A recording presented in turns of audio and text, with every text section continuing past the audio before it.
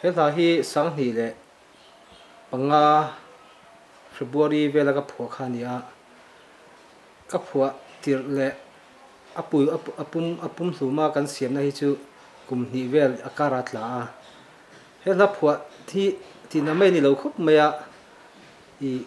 thinlung takatanga akong zo hi lo nga ya hela ka siam chua na thinlunga po hianin ring tu te hi ka pian thar tir khanin chak taka kalkalo tum thina ma se chumi chu alo ni lo zia ka han mu chawa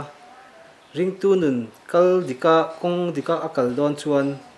zoite a kepen en chunga isuan hung zui tur alo ni zia ka han hriat chu khan khami kong kha ka zo ni berin ken hria chumi ni wan chu hla po hi ka siam pum lok theilowa sang hi pariat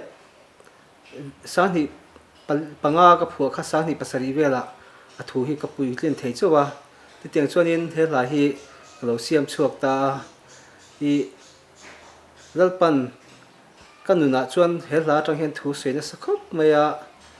lalpa til lo kal theilo kan lo ni zete lalpa kan lo mo si hi hela hianin ka soidan tumber le am ni hung zui tura zoite kal tur kan lo ni zia hi ka soidan tumber chu ani